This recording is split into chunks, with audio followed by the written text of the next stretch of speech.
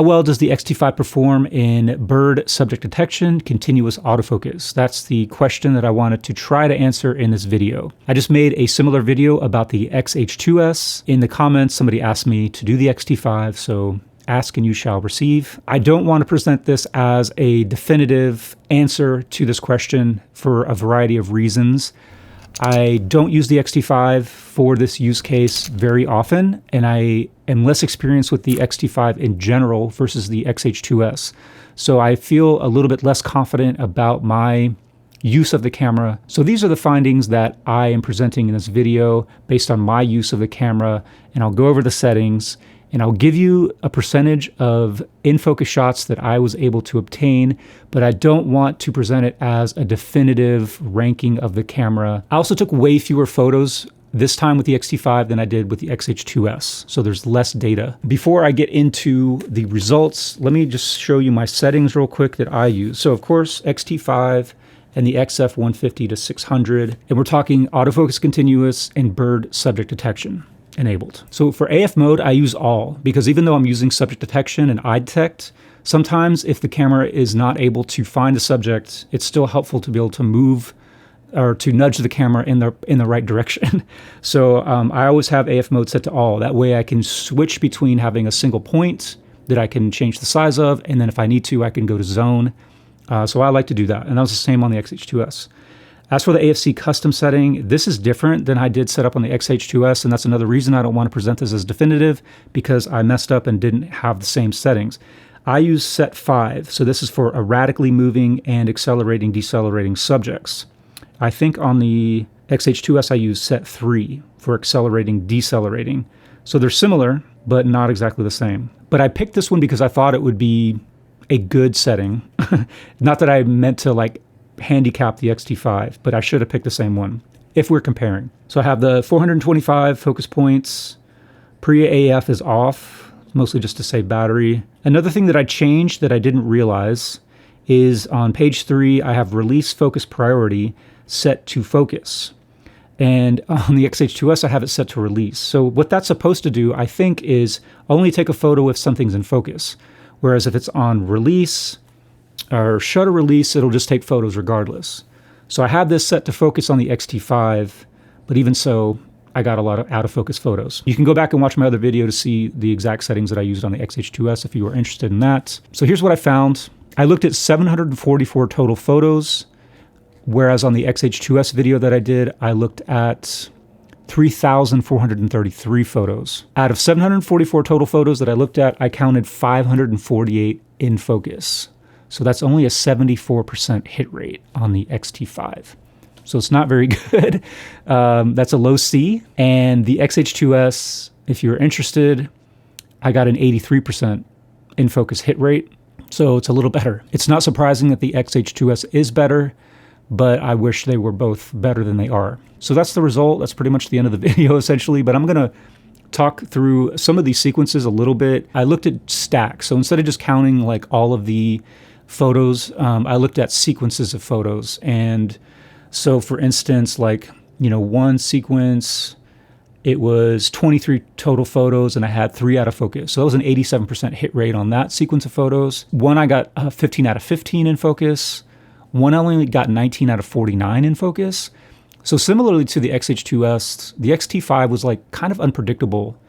Sometimes it would nail a bunch, like 90% and above, and other times it like really struggled. And it wasn't like obvious situations like, oh, this is like incredibly backlit, it's really having a hard time finding an eye. It wasn't necessarily the case when it came to when it struggled and when it didn't. Like I didn't use any like really problematic sequences of photos, and I tried not to take them also. In terms of birds in flight, I know that's what a lot of people want to know. How well does it do tracking birds in flight versus birds kind of sitting still? It's unpredictable.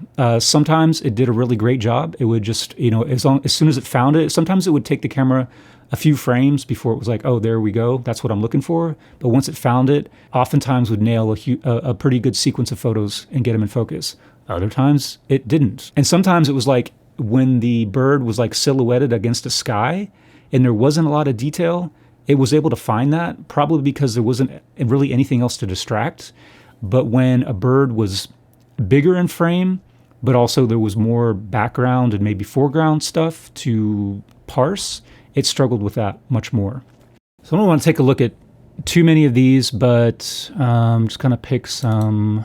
So this one, again, is slightly out, right? So you can see it's probably focused a little bit behind the bird, and you have a pretty visible eye and a pretty obvious bird in this scenario.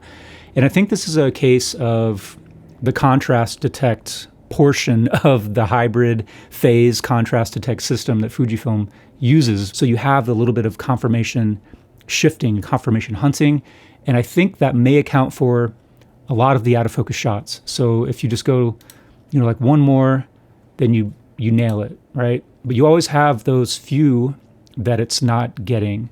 So that's, I mean, I'm not sure that that's what's happening, but me and I think a lot of other people who are commenting on these types of videos are kind of like guessing that that might be the issue, or one of the issues anyway. The other problem that I have is when you have a bird that is in motion, like this guy here.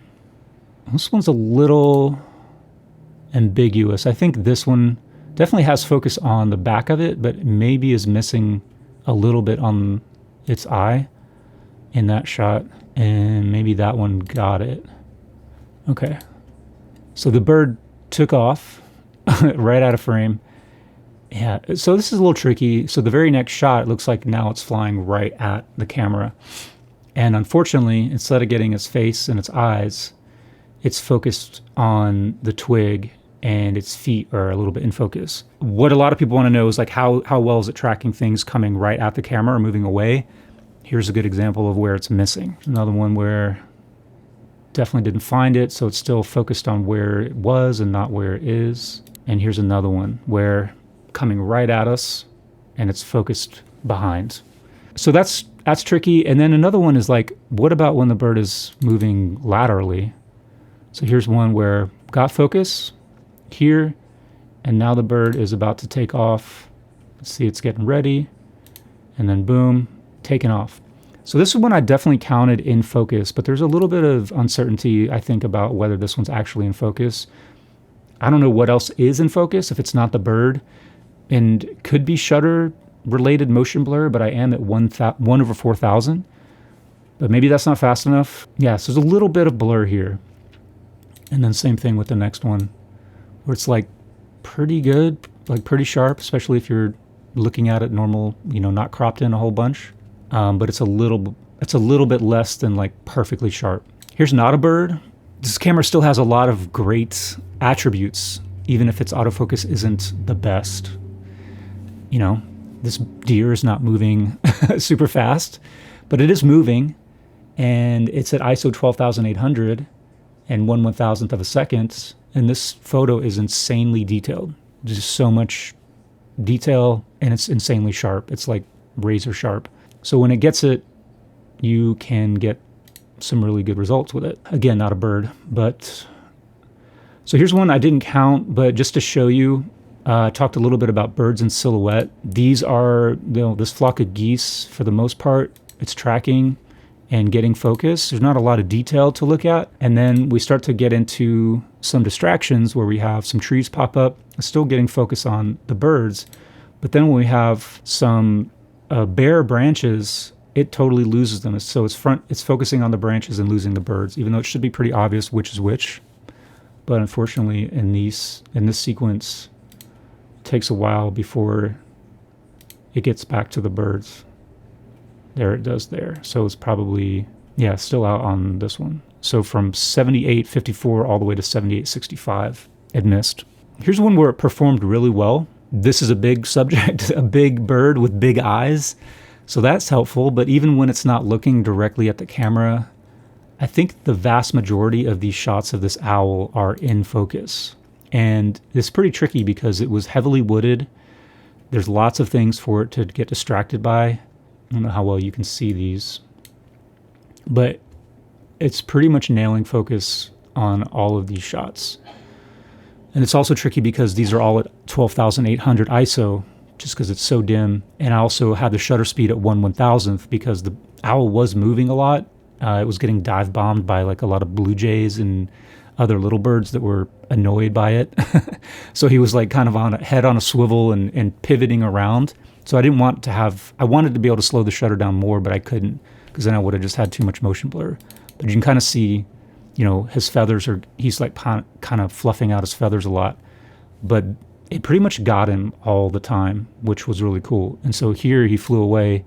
Unfortunately, he flew away from me and not towards me, so I just got his backside. But even there, it's pretty much nailing the focus, and on the next one too. So that was good. But we moved to the next sequence. Well, it was like had a really lucky late morning where I came across that owl, and then as I was leaving, the bald eagle came back, and this was the closest I'd ever been to him. So as he's up in the sky, it's getting him, and now he's coming down, and we got him here. But as the background gets a little bit trickier, and the lighting isn't great, so it got him back here, but I think the first one, nope, still have him. Okay, there. Now it's starting to struggle. So again, not great lighting, not good contrast, starting to lose him. Now he's coming down and the camera is re-exposing, so it's got better light and it's getting him in focus. So watch this. I'm like super happy, right? This is amazing. So fortunate to have stumbled across this scene as it's unfolding. Camera's doing great in focus. He's coming down. Uh-oh. So we lost him. Okay, we got him back. So, okay, I'm good with those two. Those were important. Okay, next. So, the critical moment, right? This is where he grabs something out of the water. That's out of focus. That sucks. Next one. Out of focus. Now he's starting to come out of the water. Splashing. Water droplets. Now you can see that he's got something in his talons. Out of focus. This one, yeah. This one, yep. This one, out of focus. Like, this one would have been amazing. Yeah. So, how far did we go? Yeah, it took all the way to 9310. So it was from like 90. So about 10 photos in that sequence were out of focus. And it was literally the most critical part of the series that you would want to be in focus. So that was super disappointing. And again, there was really not anything to be distracted by. You have an obvious subject, an obvious bird in the frame. It was front lit, well lit. We still have high ISO, unfortunately, 12,800. Shutter speed is fast enough, 1/3200th, I think. And it was hitting him all the way until the critical action, and for whatever reason, it missed. So aside from the number, what I say, 74%, not good, but I think the important question that somebody wanted to know is, hey, can I use this camera, the X-T5, for bird photography, wildlife photography? And yes, you can. You're not going to get as many photos in focus, unfortunately, as you might with another camera. It's not really the purpose of this camera necessarily, or like its strength. It's a slower, more deliberate camera in a lot of ways, and that's reflected in the speed of the autofocus.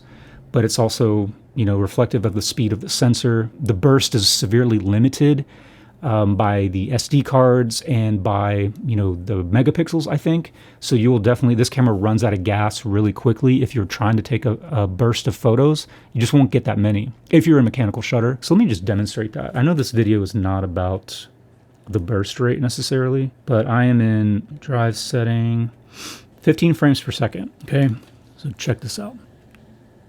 Oh, we need a card. Okay, this is card B. This is for the HEIFs. Okay, here we go.